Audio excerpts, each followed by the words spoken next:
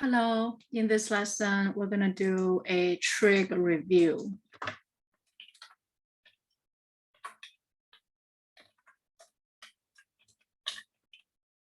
Trig review. We understand that trigonometry is based on three elements. The first one is A, the second one is R, and the third one is D. Okay, and A talks about how angles are measured. Okay, these measured angles are, are set up in the following way. Okay, for positive angle, okay, so positive angle is measured counterclockwise.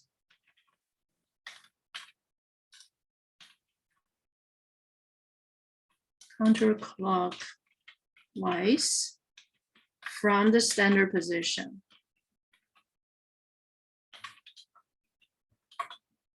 And negative angle are measured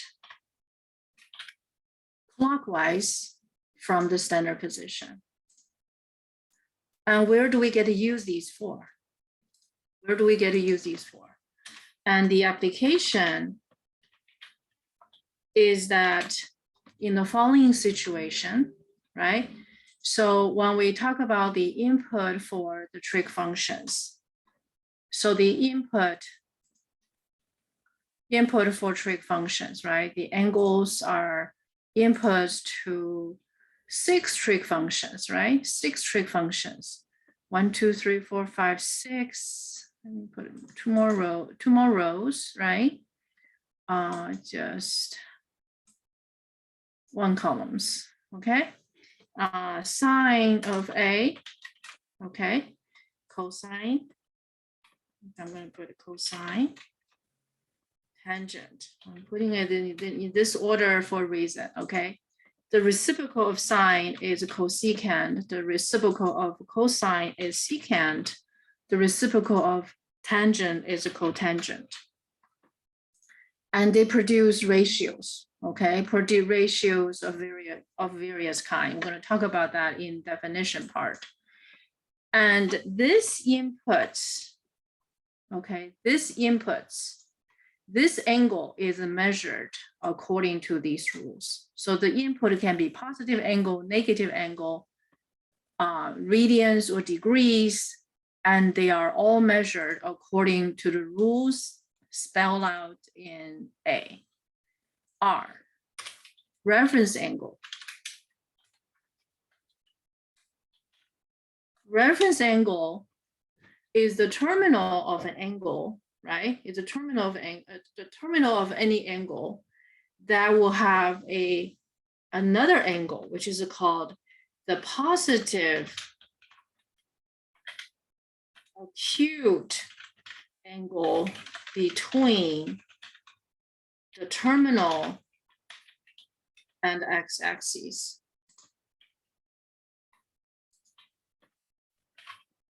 That's the reference angle. That's a reference angle. D, now it comes to the definition, right? In other words, how are each ratios are being defined? How are each ratios are defined? So this is the one application for, look at the definition, right? Let's look at the definition here. The definition, in the definition, we introduce 3 quantities. One is a point, x comma y, is any point, okay, is any point on the terminal side of the angle, say capital A, okay? It's a point on the terminal side of the angle, but it cannot be other than the origin,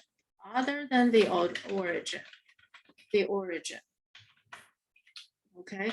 This condition, actually, you can write it down as not equals to 0, 0. So if I make it short, I can just remove this specifications. Okay, so this point is any point on the terminal side of the angle, so it cannot be the origin. And then we introduce the third quantity. In the third quantity will be the square root of x squared plus y squared plus y squared. Okay, so this is what we introduced at the beginning. In this semester, what I did is that I used some color coordination. Okay, I used some color coordination. So the x coordinate, which is the horizontal measurement, I use the red, and the vertical measurement I use the blue. So each one of these quantities, they have a physical presence. Okay, they have a physical presence. X is the red, which is a horizontal measurement from the origin. Y is the blue, which is the vertical measurement from the same point of reference, which is the origin. So these are the three basic elements we talk about. Okay, so application, we just talk about one application, right? The angle as input, but the angle could be also used as output, right? The output, we talk about these four functions. We just basically didn't talk about the arc cosecant and arc secant, right? We know that the ratio are inputs. The ratio are inputs for these functions. Arc sine, right? Arc cosine, arc tan, right? So the ratio are x, right? X is the ratio. X is the ratio, and arc cotangent. And you also understand most of the textbooks you encounter, the notation is written in this way. So arc sine is written in this way. Okay, so let me put, so hopefully this will be clear for you, okay?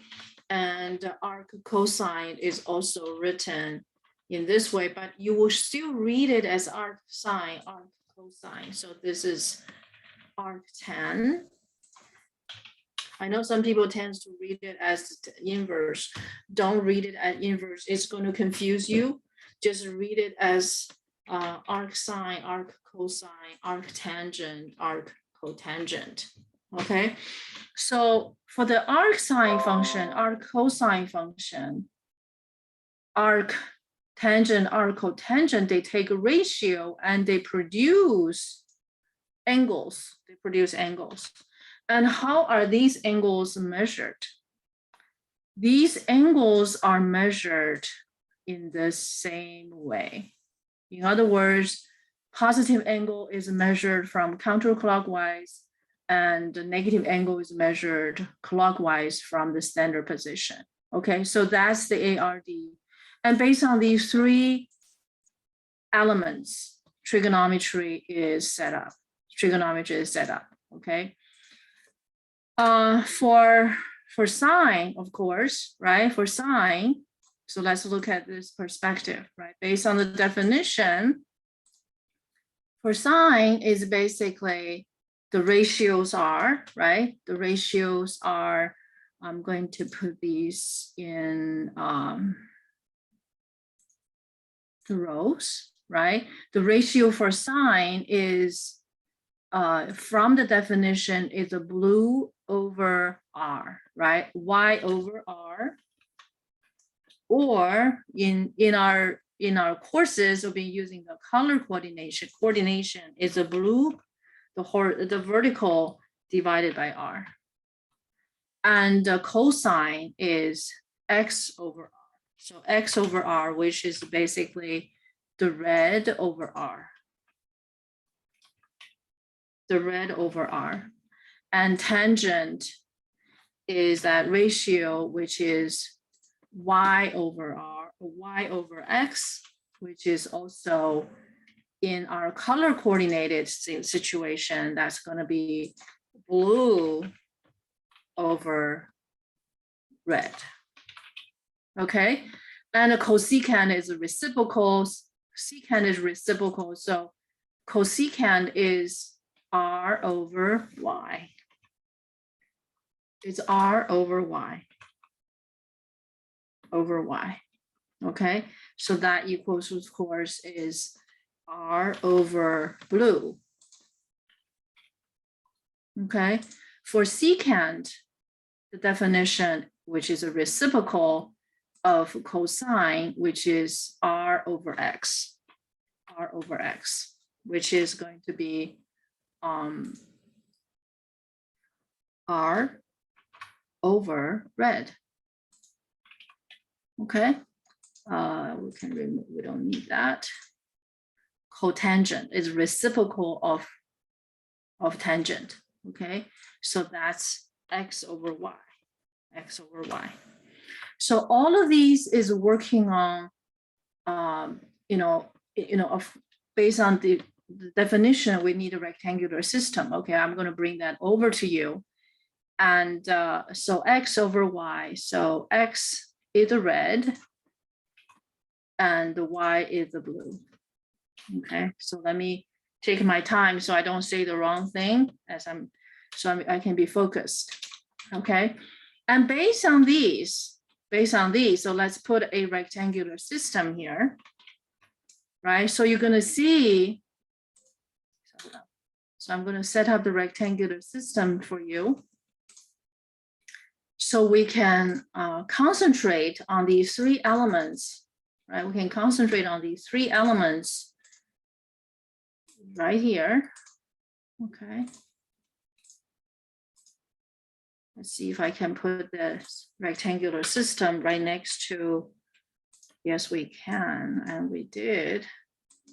Okay, so let's, I wish I could line them up, but so far it seemed to be a little bit difficult to do that, but we'll manage. Okay, we'll manage. So when we see everything being together, right, everything being together. So this is a setting for ARD.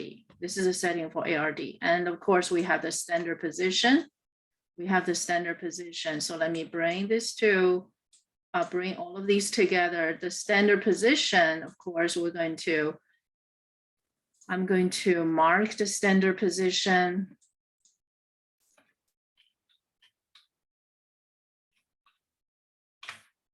With a different color, I can use a color that's not frequently used, maybe pink. Okay, a thick pink. Okay, this is the standard position. This is standard position. Of course, there's always a red and then blue. So we see the physical presence of this point, the physical presence of this point. Okay, so I'm going to we've done this many times, but we're going to do this again. So what's the red and what's the blue? Okay, so the red and blue. So let's do the red.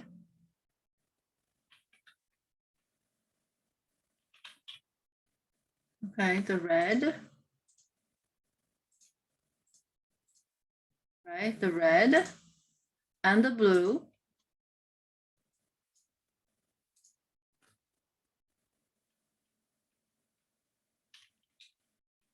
Oops. I'm just picking a random example. Okay, I'm just picking up a random example, and this example is something we're pretty familiar with, just to make the point. So the red and blue, and of course the R. So red, blue, R, each has a physical presence, and this is very typical because these three, the red, blue, and R could be in different quadrant. Okay, it could be in different quadrants. So here, okay, so that's the R. Okay, so we have 4 cases. Okay, red, blue, red, blue, red, blue, R, red, blue, R in 4 quadrant. Okay, so if we look at the definition, right, we can see that in the first quadrant, right, because R is always a positive, right? The way R is defined, it's always positive. Therefore, the sign of each one of these ratio will be completely determined. In the case of sine and cosine, will be completely determined by the red or blue, right? For sine is blue over R. So when blue is positive, sine is positive. When blue is negative, sine is negative. Okay, so let's look at the 4 cases of sine. So I want you guys to have paper, pencil to draw these 4 cases along my side. Okay, along my side. Okay.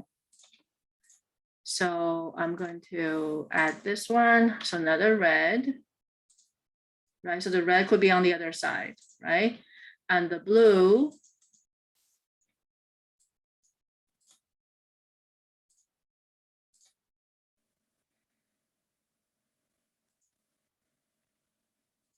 So the blue could be in the second quadrant. So in this first quadrant, second quadrant, sine is going to be positive, right? Because the blue color determines the value of sine. And of course, the R, right? The R. There you go. Okay, and therefore, and there are 2 other cases. There are 2 other cases, right? So let's keep going. So in the third quadrant, right? In the third quadrant and in the fourth quadrant.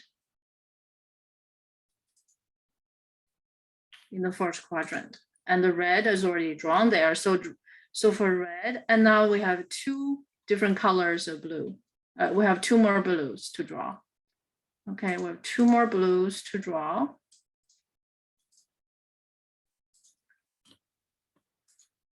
One blue. So this is going to be blue. Okay, and another blue. Another blue. Hold on. Another blue. Wait. Hold on. Read this one.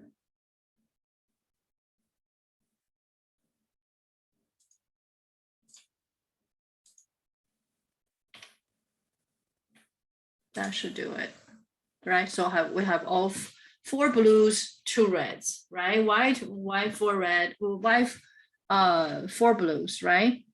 Because it's in 4 different quadrant. It's in 4 different quadrant, and red is a common, right? So now, if we look at the sign, right? If you want to say, oh, I want to remember the sign of sine, the sign, S-I-G-N, for sign of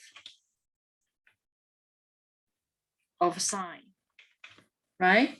Then all you have to do, you look at the definition. Whenever the blue is above, right?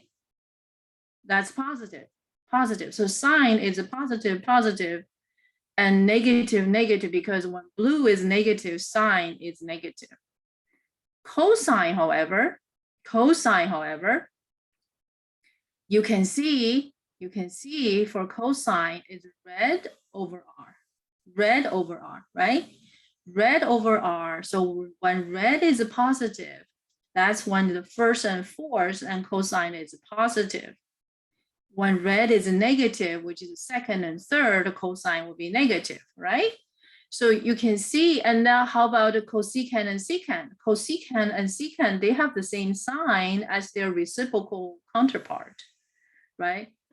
This is a cosecant. Cosecant is R over blue. R is always positive. So when blue is positive, not only sine is positive, cosecant is positive. When red is positive, not only cosine is positive, secant is positive. When red is negative, secant is negative, and cosine is negative. Does that make sense? I hope that makes sense. So you really, from the definition, you get a lot of information. You don't have to memorize this from another entity.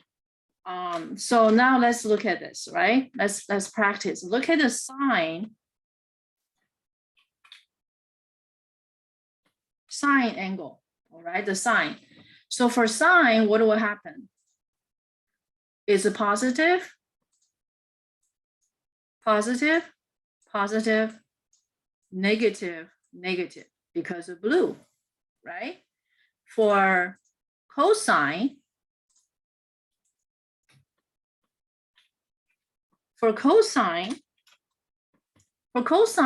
what will be the sign? It's going to be positive, negative, because red is a negative, right? Negative and positive. You just look at the red color. Whenever red is a positive, cosine is positive, right?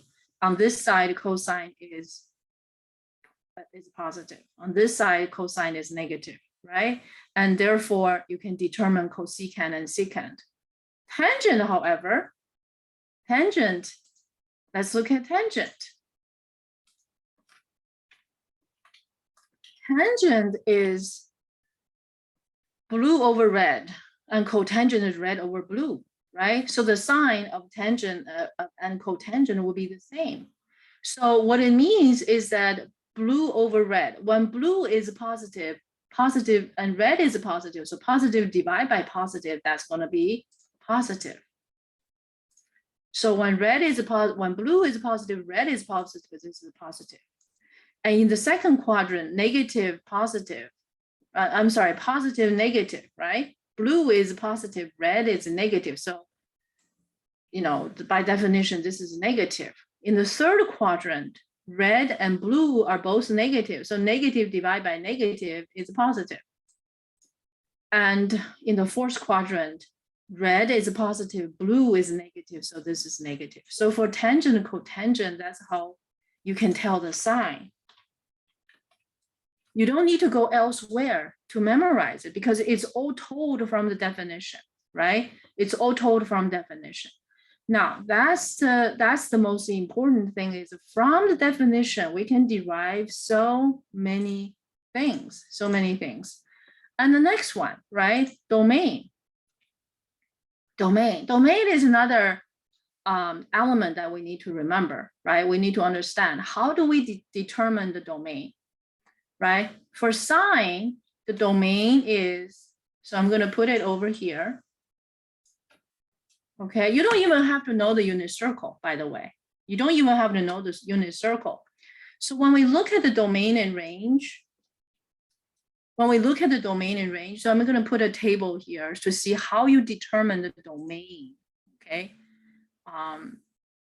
Here, let's have 2 columns. Okay, that's 2 columns, right? In terms of domain and range, okay? So we first look at sine and cosine. Okay, look at sine, cosine. Okay, and their definition is such, right? Their definition is such. That's their definition. Oops, cosine, sorry, this is equal, this is a cosine, forgive me. Okay, and their definition is spelled out. Cosine definition is red over R, right? Red over R. So I have blue over R, red over R, because R can never be 0. R is always positive, guaranteed by definition. So there's no ratio that we never run the risk to have a 0 denominator. Okay, so the domain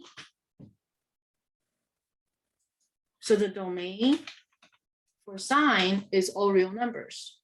It doesn't matter is negative, it doesn't matter is a degree or a radian. It doesn't really matter. For cosine, the same thing, because we'll never run the risk of having 0 denominators. So domain in range is also determined by blue over R, red over R for sine and cosine, no problem. The ratio can always be defined. Right? Now, tangent. tangent. Okay, tangent is defined as y over x, which is a blue over red. So blue divided by red, right? Blue divided by red. There's no guarantee that red as a denominator will never be zero. So red may be zero, right? Red may be zero. If red is zero, when will red be zero, right? So we start to reason. To determine the domain for tangent, we need to guarantee red is not zero. The question is, when will the red be zero? Well, when red is zero, when the terminals are on the y-axis, right? So when we have a terminal over here, right? Or terminal over here. For these two terminals, it's going to cause the red equals to zero. If red is zero, and the ratio will be undefined. For that reason, and then we go back to how angles are measured, right? We go back to see how angles are measured from standard position. No, this angle cannot be, which is pi over 2.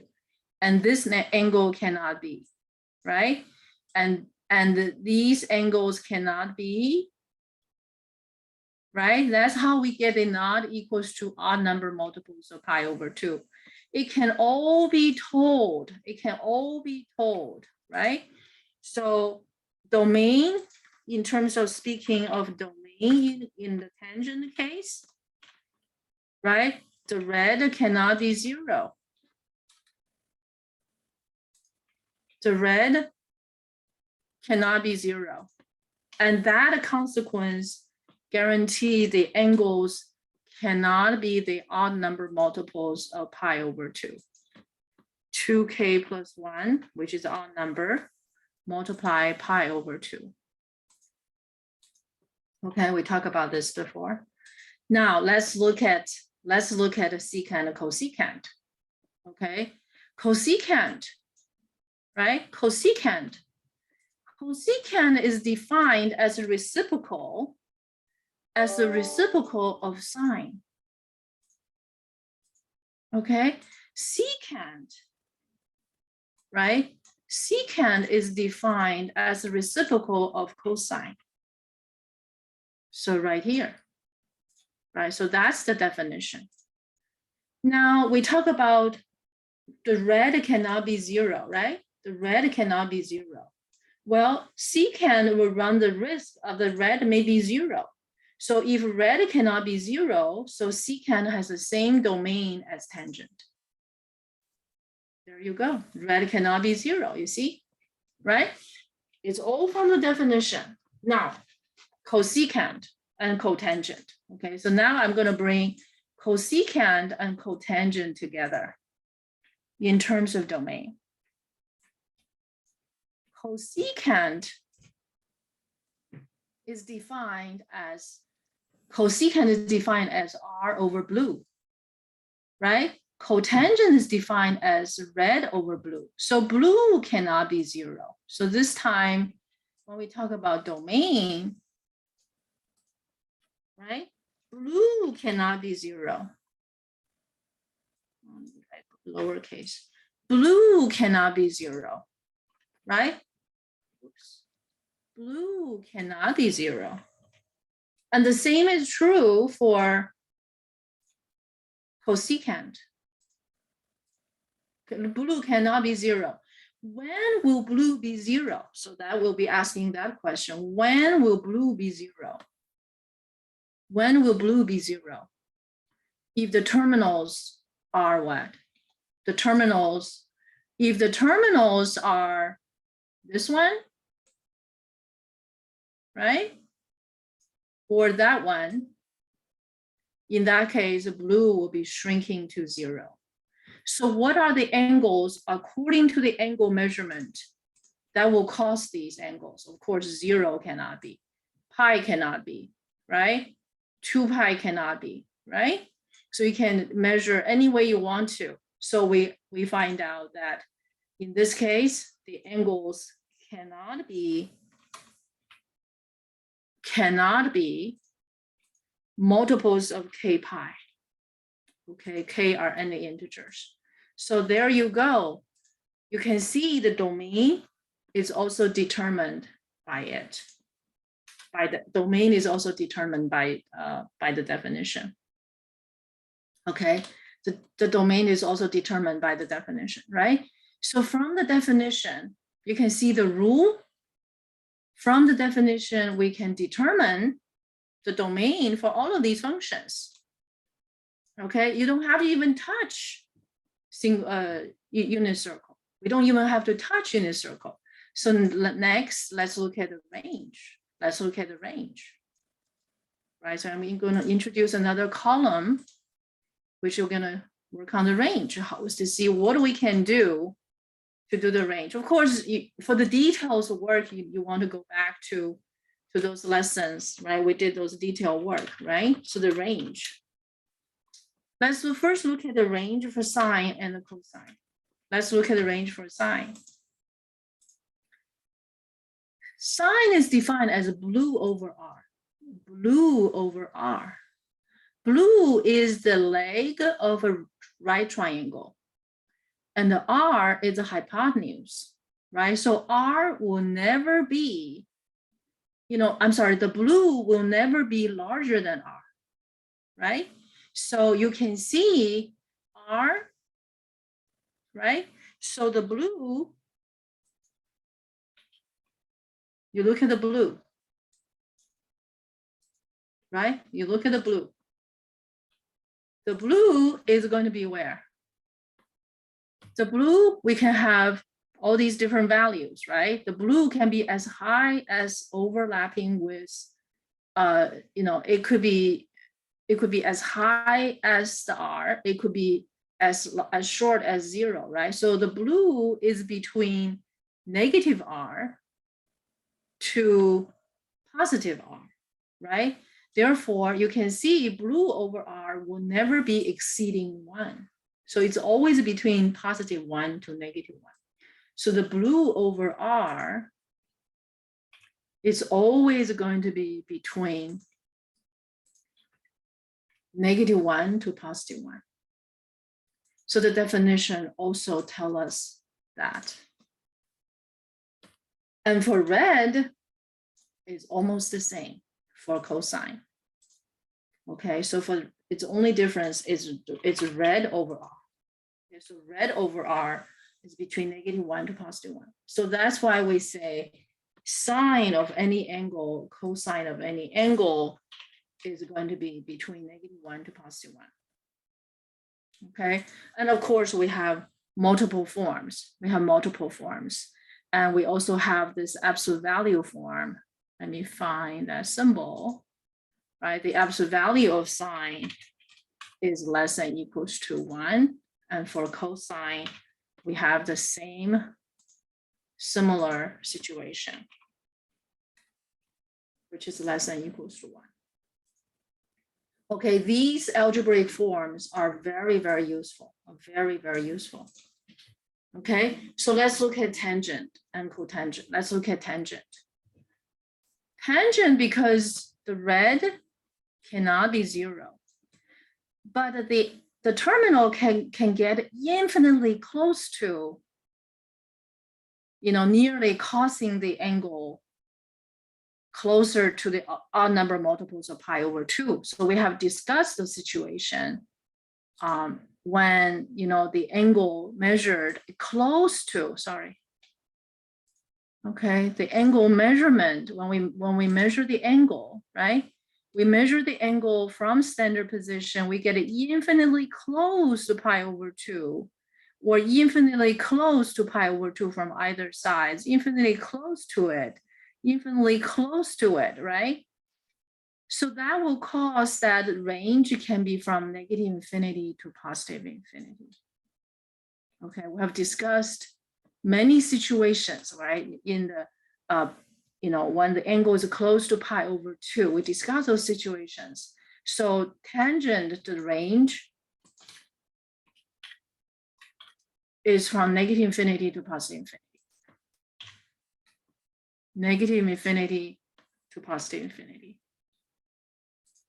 And the same is true for cotangent, okay? It's just you can get infinitely close to that terminal that we cannot touch. Okay, we can get infinitely close to the forbidden terminal in the case of tangent and cotangent. So now let's look at cosecant and secant.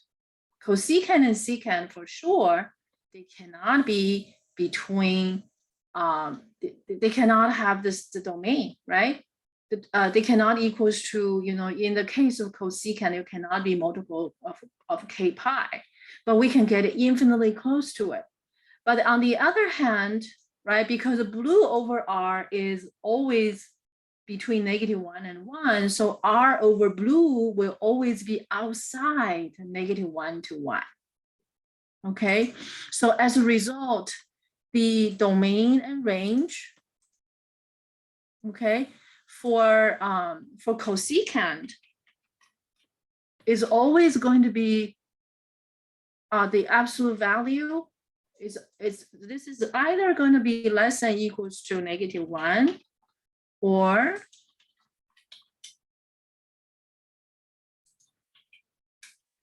larger than equals to 1, which is the opposite, which is not the opposite, which is almost the opposite of it, right? They're not completely opposite because include the -1, +1. Okay, so that's the range for cosecant. Okay, and the absolutely form would be the absolute value of cosecant is going to be greater than or equals to 1. These are not often used. They're not often used. So but it can be easily derived. It can be easily derived. Okay, so for secant, it's the same thing. Secant is the same thing. Okay, we didn't study these graphs, and you can find them easily in the literature because we just didn't have time to study them all. These functions are used, but what you can see that from the definition, we can derive so many things. Right? So that would make our study. And then furthermore, when we consider all these cases and we use, let me put this over here though. Okay, let me put this over here. Okay, those ratios, right? So you can see domain and range is completely determined by definition, by ARD, right? And of course, to further strengthen these information, right? Hold on, what did I do? Okay, here. All right, what did I do here? Did I delete it by accident? Oh, I might have done that. Okay, we don't want to do that. So let me save this file, right? Let me save this file so that I don't lose it. So Trig. Okay, Trig review. Okay, Trig review. Okay, all right, so you can see from the domain, we can derive so many things. Wait, did I really lose that? Okay, save, okay. I think I accidentally deleted, but anyway, so that's from the domain. Then we have talked about Y-unit circle, right? Y-unit circle. We can talk about in two places Y-unit circle. So we understand because it doesn't matter which circle it is, right? It's a ratio. So for, you can choose any point on the terminal. We can choose any point on the terminal and the ratio will stay the same, right? So we can use this point, we can use that point, we can use this point, we can use infinite many points on the same line to be our x comma y, to be that any point. To make up the decision, we're going to get the same ratio, okay? For that reason, then you say, oh, okay, how about we choose unit circle? Because in that case, r equals to 1. Okay, so with that understood and has been explained, we introduce unit circle, right? We introduce unit circle. And on unit circle, okay, so let me bring that unit circle to our picture. And we did the graph. Okay, we did the graph. How are the graphs being done? How the graph has been done, right? So for sine, cosine, we have done those. Let me just briefly review that with you, right? Sine function, right? We've done from negative 2 pi to positive 2 pi. And the interpretation is what we focus on tremendously. We focus on tremendously. Take pi over 6, for example, right? Take pi over 6, for example. So we have pi over 6, right? This angle, right? The red number and the blue number. So what we take here to make the sine curve, of course, is a definition, right? Because according to the definition, the blue number is sine, the red number is cosine. So we take the blue number, and we're gonna bring that blue number with us. Okay, we bring that blue number with us, and that's half. Okay, so that blue number in this picture is right here. We have gone through tremendous details about these. So this is the blue. So what we did is that we took the orange color, which is the arc length. The arc length, okay? So the arc length, which is a pi over 6, the arc length is pi over 6. We make it straight. We make it straight, and that's the half. I'm sorry, that's a pi over 6. Okay, that's pi over 6. And then we bring our blue number along with it. So that's how the sine curve is made. So every point, okay, sorry, this is a 0.5, right? So every point is made in such a way. Okay, so the orange color is the arc length. Okay, it's also the radian of that angle, 30 degrees, and the blue number is 1/2. Okay, I hope that helps you to recall. So we did this. So basically the sine curve is made with all the arc lengths possible and corresponding with their blue ratio, which is sine ratio. Okay, so this curve is blue. Okay, so in order to honor that observation, I'm going to make this curve. I can make this curve blue, can I? I can think so. That's the blue curve. So sine is a blue curve. Blue meaning we use all the blue numbers. We use the blue numbers. Cosine is similar. Okay, so please allow me. You know what I will do? I'm going to just make it a little more so that the color will stay. Okay, so the color will stay because if I change the software, okay, so pi over 6.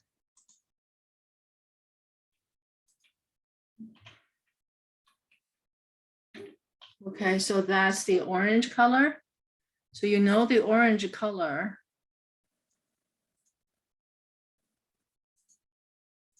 That's orange color, right? And the half. Okay, so one more point. And the half, that will be pi over 6, comma,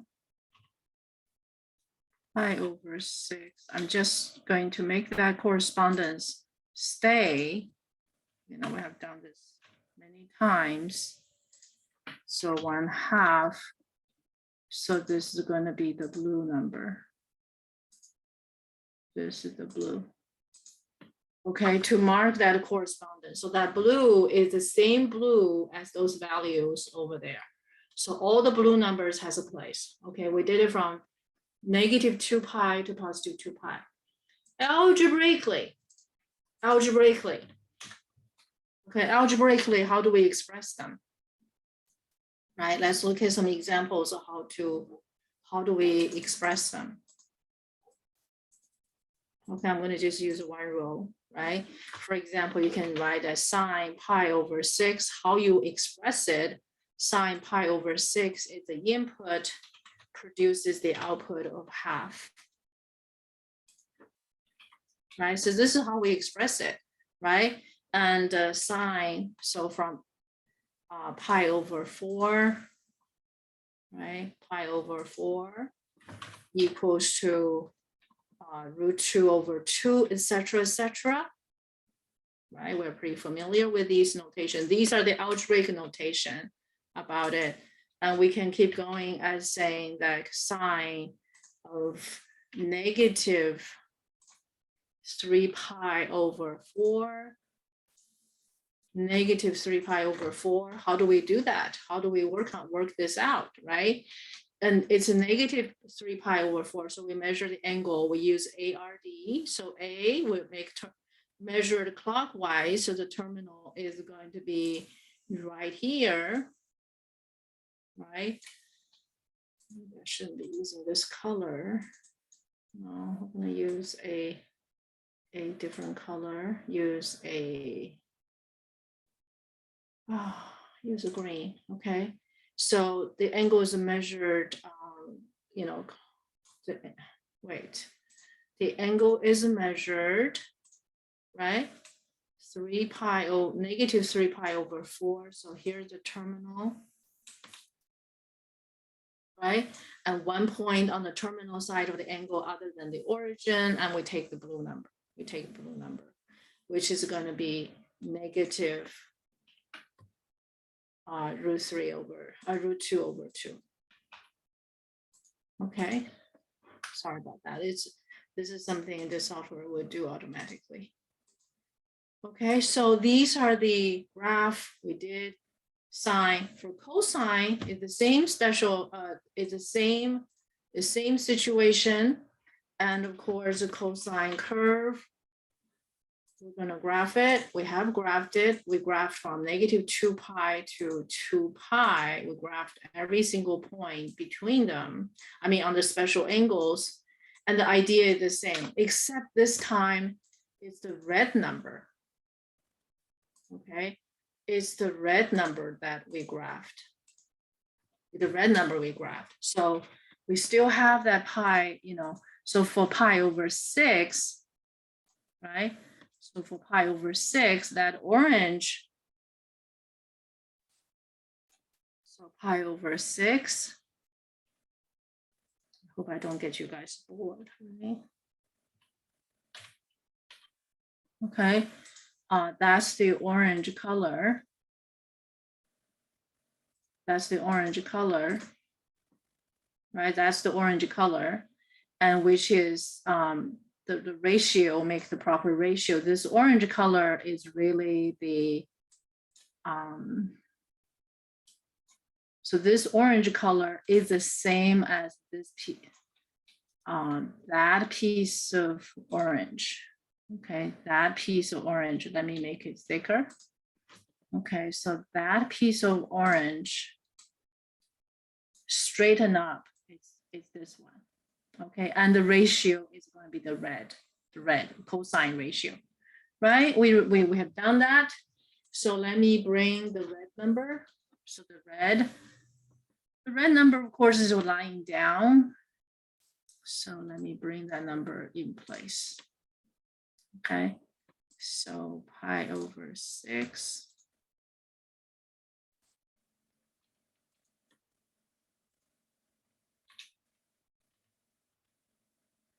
pi over 6 and root 3 over 2. Root 3 over 2. And this time it's the red number. There we go. So that's the red. So all the red numbers has a place on the cosine curve, right? So we did that. And in terms of expression, in terms of, you know, these expressions, algebraic expressions from A to D, right? From A to D, we have, say, cosine, right? So from A to D, right? You have a cosine pi over 6, that's going to be root 3 over 2. Right? So that's the expression, input, output, the function. And cosine pi over 4, that's root 2 over 2. Cosine negative 3 pi over 4, that's going to be clockwise measurement is going to be negative root 2 over 2, and etc., etc. Okay, the rule are the same. And tangent, right? Tangent, how the graph of tangent being graphed? Well, we by definition, we take the blue divide by red. Blue divide by red. Okay, so tangent curve is more interesting. Okay, so tangent curve look like this. Okay, but the basic elements are still the same. Basic elements are still the same. We still take, in the case of pi over 6, right? The arc length is still this piece. Okay, and the ratio is the blue divided by red. Okay, and we're going to make it purple, right? How about we make it purple, right? So we still have that orange color, okay, of pi over 6.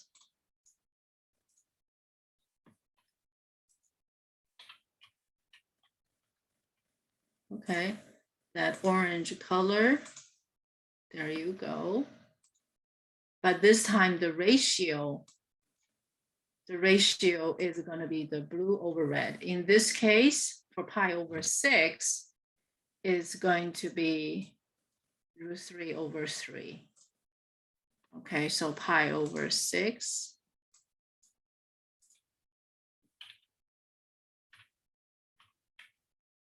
Pi over 6. And now root 3 over 3. And we're going to use a purple for that ratio. We're going to use that purple for that ratio. So that's tangent. You can see it's consistent. The orange, right? The orange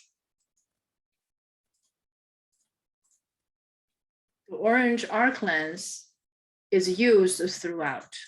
The orange arc length is used the same way. Okay, throughout. That arc length corresponds to different ratio for sine, cosine, tangent, cotangent, cosecant, secant. Okay, so I'm not going to do the rest of it. For cotangent, you know, you can do it. We've done that. And in terms of the algebraic expression, you need to express yourself, right? You practice it, you do ARD all the time. You just do ARD all of the time. Okay, so for tangent, pi over 6, that's root 3 over 3. The blue divided by red. Tangent of pi over 4, that's equals to 1.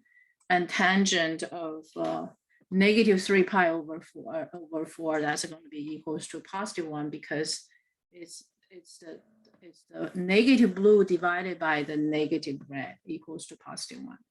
Okay. So that's the review about this, these 3 major functions, and cotangent, cosecant, secant, I leave it for you. That was covered in the time of a couple of weeks, in the time of a couple of weeks. So domain range covered, okay? And these are ARD. All of these are ARD situation, Those are the ARD situation. So let's look at the arc sine, arc cosine, arc tangent. Okay, so for arc sine, and we talk about that none of these functions are one-to-one, right? We know that none of these are one-to-one. So how can we have arc sine, arc cosine? So let's explain what is arc sine, why is arc sine, arc cosine, right? In the case of arc sine, arc cosine, so let me bring this over. First of all, we have talked about arc sine basically is saying, because sine gave us from angle to ratio, right? So take the sine, for example, so this way I can explain more clearly, okay? So sine, taking angle, okay? Applying the rule of sine produces a ratio, okay? So that ratio, we have expressed it right here, right? Blue over R, right? And we have come up with that, we have come up with a curve with all of these.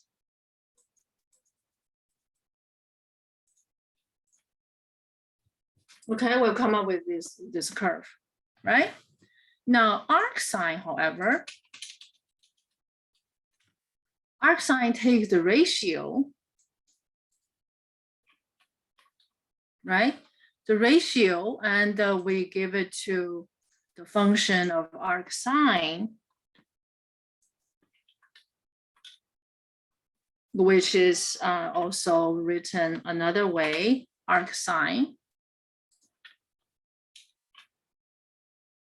It produces angle. But then you say, well, this function doesn't have inverse. So how do we make that one-to-one correspondence? Well, this is what we do. We cross out quadrant 2 and quadrant 3. So this way, the blue number and the angles will have a one-to-one correspondence. Okay, this way, the blue number and the ratio, which is the ratio, and the angle will have a one-to-one correspondence. Okay, we said this is no fly zone, but in this case, the blue numbers, negative blue numbers, positive blue numbers, they will each correspond to a unique angle. And this will cause the sine, the arc sine, okay, the arc sine is going to be, let me use this color. Okay, so this is the arc sine. So arc sine takes ratio to produce angle. What kind of ratio? The ratio will have to be between -1 to +1.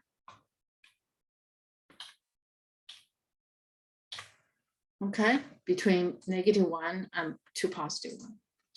And the angles will be, because there's no fly zone, will be between -pi/2 to +pi/2.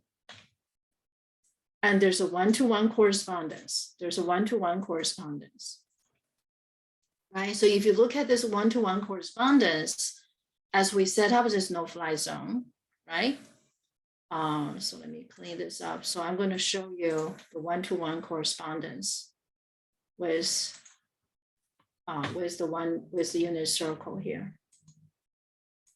Okay, so that's the one-to-one correspondence. I'm going to show you I don't want to delete anything by accident, right? So let's look at that one-to-one correspondence. Columns. Okay, let's see, this should be enough, right?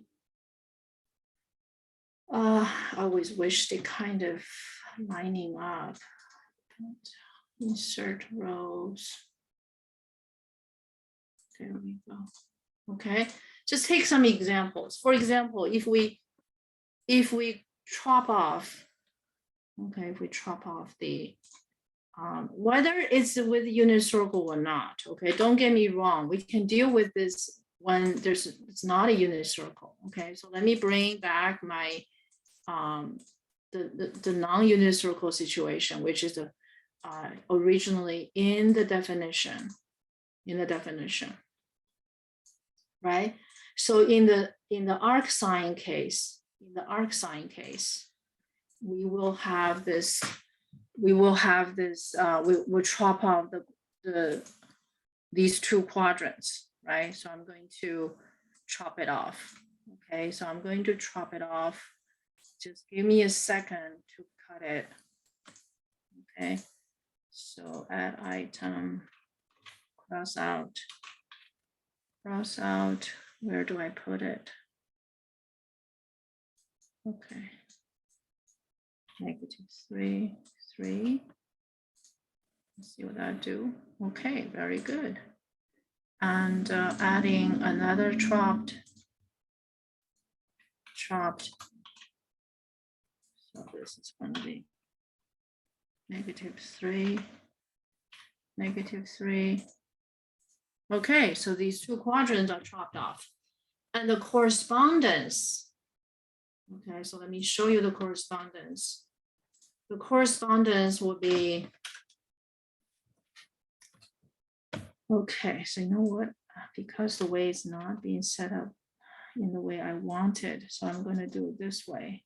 Insert columns, right? So now let's look at the one-on-one correspondence after these two are chopped off. Okay, chopped off, okay? So how is that a one-to-one correspondence work, right? So initially we have this sine pi over 6. Sine pi over 6 equals to half, right? And now in the inverse function case, that will be arc sine of half equals pi over 6. Equals to pi over 6. So this is the one-to-one correspondence, all the way from 0 to pi over 2, and then from 0 to negative pi over 2. So it runs, so for -1, they are one-to-one corresponding to each other. So if this is a negative pi over 6, right? And that's going to be -half. And this will be arc sine of -half. I know this one here will be negative pi over 6, etc., etc. Okay, so these are, you can have other examples. For example, you can have, let me scoot over a little bit. Whoops. You see, that's the thing. These two software don't talk to each other, right? So if we have say we have an arc sine, arc sine of a ratio equals to a theta, and that means just sine of such a theta, sine theta is going to equals to x, which we used in our latter questions, right? But here, this theta is going to be inside the range of arc sine. Okay, I hope that connection will help you to understand, right? Because later we use these notations. Okay, so anytime you introduce arc sine of a ratio, of course, provide that ratio is between -1 and 1, then it's going to be the output angle is going to be between negative pi over 2 to pi over 2. That's the importance about the range. Okay, so let's look at for cosine. Cosine is slightly different. So let us look at the situation for arc cosine, right? So this is a cosine. right? We have that correspondence.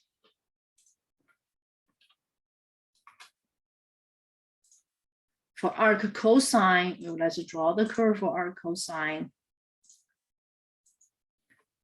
Arc cosine, and what color do we use? Well, we can still use red, really, right? So that's arc cosine. And this curve, it should really be orange color, actually. It should really be the orange color, right? It should be the orange color.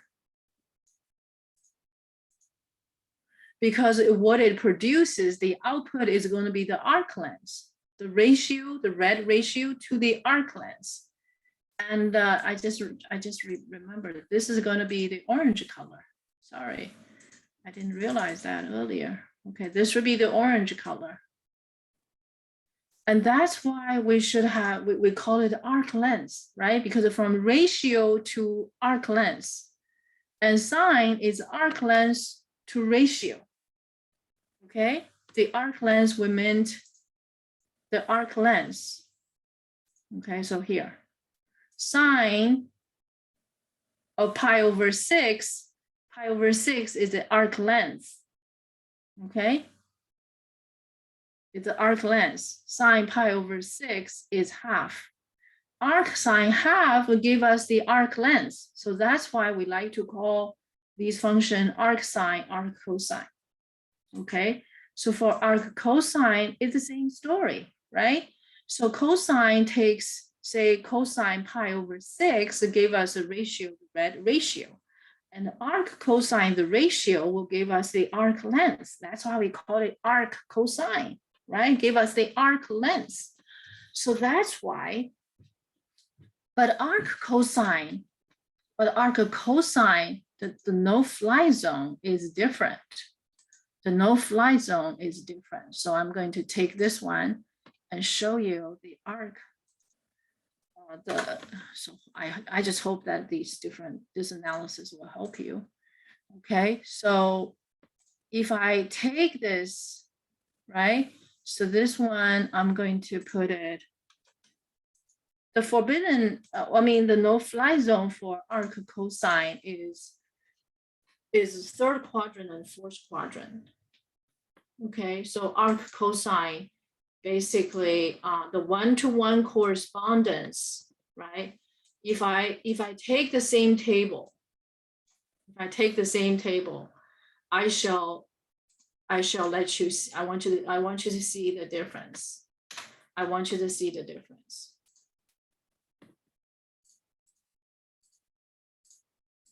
Okay, which you also see similar questions on the exam, on your midterm exam. For some reason, this one stays pretty nicely, huh? All right. If we look at point-wise, right?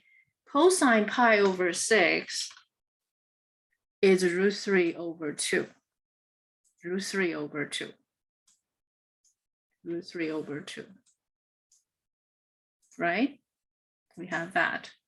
And arc sine pi over 3, I'm sorry, arc cosine root 3 over 2 is pi over 6. That's not a problem. How about cosine negative pi over 6? Right? Cosine negative pi over 6 equals to what? It still equals to root 3 over 2. It's an even function. It's an even function. How about arc cosine negative half? Arc cosine negative half. It's not going to be negative pi over 6. No. Arc cosine negative half is going to be where? It's going to be in the range of arc cosine. Okay. Arc cosine's angle is going to be measured from standard position, the output. Okay. So here, let me write it down for you. The input for arc cosine is ratio, right? Ratio between -1 to +1. It produces angle. The angle has to be between 0 to pi, between 0 to pi. In other words, the output for cosine can only be measured from the standard position counterclockwise, and that's where it can be. It cannot go under, okay? It cannot go under. That's the range of arc cosine. Okay, so with that said and done, so let's look at what is arc cosine negative half. Arc cosine negative half is 5 pi over 6. So if I introduce arc cosine x equals theta, the output is going to be from 0 to pi. Okay, and cosine theta is going to be equals to x. That's going to be the same thing. Okay,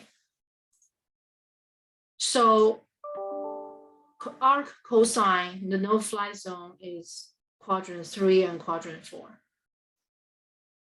And how about for tangent or cotangent? Arc tangent and arc cotangent. I'm not going to talk about arc cotangent, but I'm going to address arc tangent. Okay, arc tangent is a very, very useful function. It's a very, very useful function. So I'm going to bring this up. Okay, so where was our tangent? Our tangent was here. Okay, our tangent was here. Okay. Okay, and what is arc tangent? Arc tangent, okay, is going to be the orange color. It's going to be the orange color. Okay, because it still produces the arc length. Remember, tangent, let me repeat this. Okay, let me repeat this so you understand. I know you can watch it again, but you see, tangent pi over 4 gave us the ratio 1, right? Give us a ratio 1. Arc tangent 1 give us pi over 4. Okay, so now what is tangent pi over 4? Pi over 4 is this piece. Pi over 4 is this piece, the arc length. Tangent pi over 4, the ratio is 1. So arc tangent take the ratio, produce the arc length. Okay, that's why we call arc tangent, just like how we call it arc sine, arc cosine. Okay, because it produces the arc length, And of course, we have to make sure we have this, we make the function 1-to-1. And for that reason, we're going to have a no-fly zone. The no-fly zone for arc tangent is almost the same. It's almost the same as arc sine. But there's a slight difference. There's a slight difference. And what is that slight difference? The slight difference is that we still have the no-fly zone here, but we cannot have these, you know, we have to, because the odd number multiple pi over 2 cannot be in the domain of tangent. Therefore, we need to have this, let's see, we need to have this,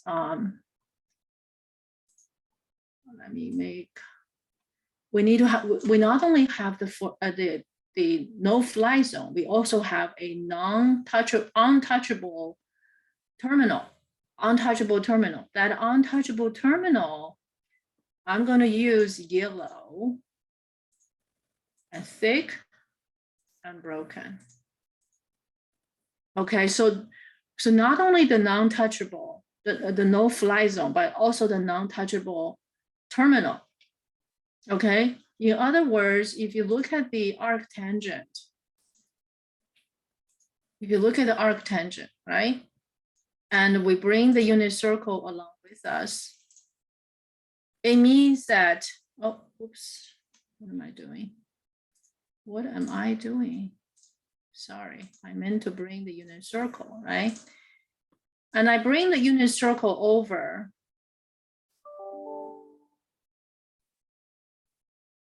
Yes, this is the no-fly zone, but there's also a untouchable vertical line, which cannot be in the domain of a tangent. Remember, the domain of tangent is the angle cannot be odd number multiples of pi over 2. In other words, it cannot be pi over 2 or negative pi over 2. That's why this line is forbidden. Okay, and let me write it down. The ratio as input for arctangent can be any real number. Okay, arctan, which is arctan written another way. It produces angle, and this angle is going to be not including the endpoints.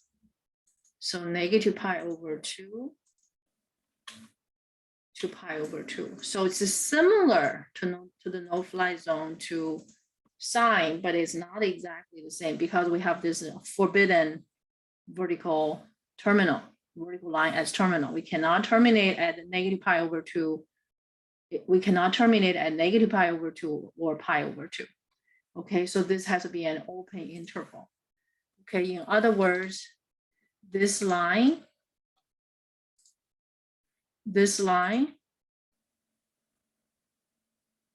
okay, is forbidden. Okay, I don't know how to draw the broken line straight using Zoom. Maybe I can explore that, right? But anyway, so this is the forbidden. Okay, the forbidden terminal. So as a result, arctangent, there's so much similarity to arcsine. If that helps to the control, that helps you to remember. Okay, and the notation wise, and writing it, writing it down wise. Okay, let me find the arcsine. Where's my arcsine? Where's my arcsine? Wait, did I lose it somewhere? No, I don't think I lost it. I have arcsine.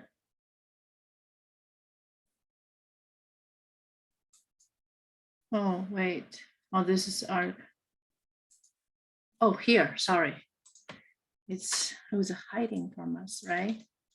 So for arc tangent, okay, if you want to see some examples, that right, tangent pi over 6 is √3 over 3. So let's use tangent pi over 4, right? It's much easier to use. So arctangent 1 equals to pi over 4, right? That arc length. And tangent of negative pi over 4. I'm just choosing easy numbers, okay? That's all. And arctan of negative 1. Okay, arctan negative 1 is going to equals to negative pi over 4. So if we have arctan, of a ratio equals an angle, and then this angle is going to be inside this interval, not including the endpoints. Okay, so that's what we use. That's what we use in our letter studies in the semester.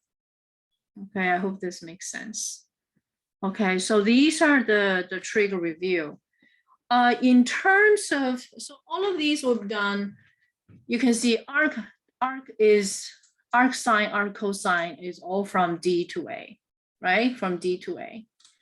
given ratio, find angle, right? Given ratio, finding angle, right? D to A. So this is, so ARD,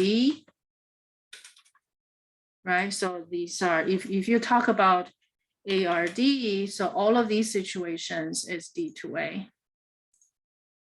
D to A. So all the arc sine, except that you have to do it within the range. For this is arc cosine is D to A, right? And arc sine is D to A. So this is what I meant, that the kind of question is D to A to D, D to A, right? So we cover these over the length of a semester, multiple weeks in the semester, Another category of studies that we did is also D to A, is solving equation, which has been covered later on after the midterm exam, right? More examples on D to A, right? More examples on D to A. And those are the situations, say we ask you to solve for X, solve for angles, for example, right? And you have a question, say, sine of A equals to -½ for example, right? So we know the ratio and we're looking for the angle.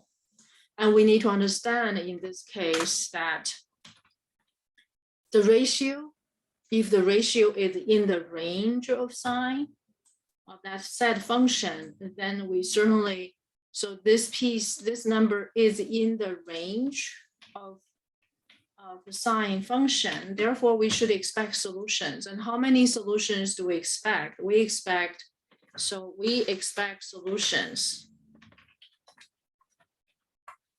Okay, but solutions, the solutions will be in the domain of the set function. Okay, and what's the domain of the set function? So that domain is from -infinity to cos infinity. Are you recording a lecture right now? Hold on. Okay. Sorry about that interruption. But anyway, so in this case, when we solve for solution, of course, it's for solution in this case is pretty straightforward. But when we solve an equation like this, we understand this is an if statement, right? If the output is -½ finding all the input we're looking for, they're going to be from the domain, right? So this is how the domain and range plays such an important role in solving equations of this sort, right? And then you're going to identify the terminal, but this is certainly a D to A question, right? So we know the D and we just looking for the A, right? And here, just to make sure the question is complete, and for -½ right? For -½ we have this, so let me just use the unit circle, right? That's going to be a little shorter. You just look for, whatever terminal that give you the -½ ratio, right? You have a -½ ratio, and what are they? There's one here, right? So there's one here, right here, right? This is one, and there's another one. So we have two terminals, right? So we recognize there are two terminals. And then that's, see, that's how we find the reference angle, right? The reference angle of these two are the same, π/6, right? So that's how the DRA, okay? So from the D, right? So ARD, so from the D, we identify the R, the two terminals, which is they have the same reference angle. And next, we're going to identify the A. And how do we identify the A? We're going to measure all the angles from the standard position, right? We measure the angles that terminates here, or terminates over there, clockwise, counterclockwise. So you can see that's the idea. That's the idea. So in the if statement situation, the solution, are going to be expressed, right? It's a process from D to A, right? So the solutions are going to be, of course, you want to express, there are multiple ways to express solutions, and you always want to use the simplest way to express the solutions. Okay, so plus 2k pi, right? Negative pi over 6 to 2k pi, or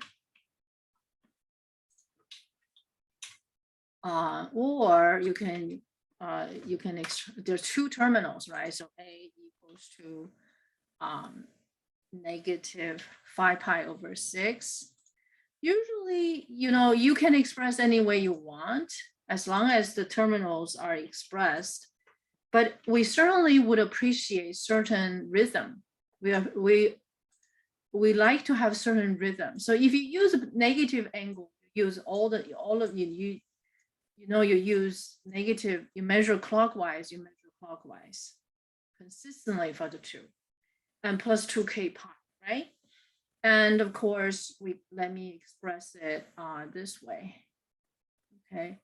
The way I used to do, right? So have some consistency there. 2, right? So one form is that, right? So put equal sign there. And the other form, of course, is this piece. And you tell the reader what a k is, right? What that's integer. Okay, and of course, this form is not unique. You can express any way you want, but both terminals must be covered. So this is the DRA. And of course, you have seen variety of questions about sine, cosine, even complex trig equations. Okay, I think this lesson is long enough. So if you have any further questions, please send them my way, and I'll be happy to answer your questions and make a special recording for you. So thank you for watching.